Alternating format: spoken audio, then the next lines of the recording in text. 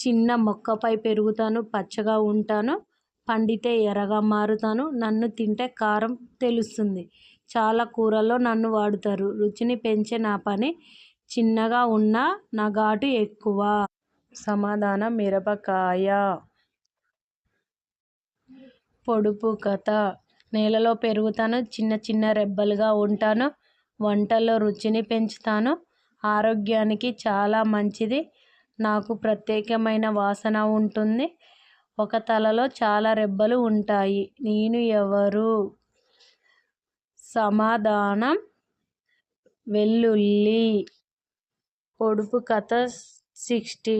నేలలో పెరుగుతాను, చిన్న చిన్న గింజలుగా ఉంటాను, నాతో నూనె తయారు చేస్తారు, వేయించి తింటే చాలా రుచిగా ఉంటాను, శక్తినిచ్చే ఆహారాన్ని, నా పొరపైన లోపల గింజలు కనిపిస్తాయి. నేను ఎవరు? శనక్కాయ.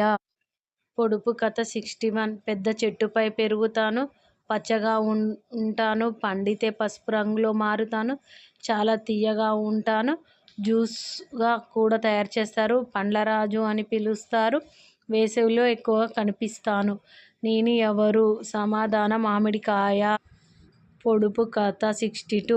పెద్ద ఆకులు ఉన్న మొక్కపై పెరుగుతాను, పండితే పసుపు రంగులోకి మారుతాను, చాలా తీయగా ఉంటాను, శక్తిని వెంటనే ఇస్తాను, జ్యూస్ మిక్స్ కేక్లలో వాడుతారు, కోతులకు చాలా ఇష్టం. నేను ఎవరు? సమాధానం అరటిపండు. పొడుపు కథ 63. తీగపై గుత్తులు గుత్తులు పెరుగుతాను, ఆకుపచ్చ లేదా నలుపు రంగులో ఉంటాను, తీయగా రుచిగా ఉంటాను, జ్యూస్ కూడా తాగుతాను, చిన్న చిన్న గింజల సమూహాన్ని గుత్తులుగా వేలాడుతూ ఉంటాను. నేను ఎవరు? సమాధానం ద్రాక్ష పండ్లు. పొడుపు కథ 64. చెట్టుపై పెరుగుతాను, ఎర్రగా లేదా పచ్చగా ఉంటాను, తీయగా కరకరలాడుతూ ఉంటాను, ప్రతిరోజు తింటే ఆరోగ్యానికి మంచిది అంటారు, జ్యూస్గా కూడా తాగుతారు, పండ్లల్లో చాలా ప్రసిద్ధి పొందాను. నేను ఎవరు? సమాధానం యాపిల్.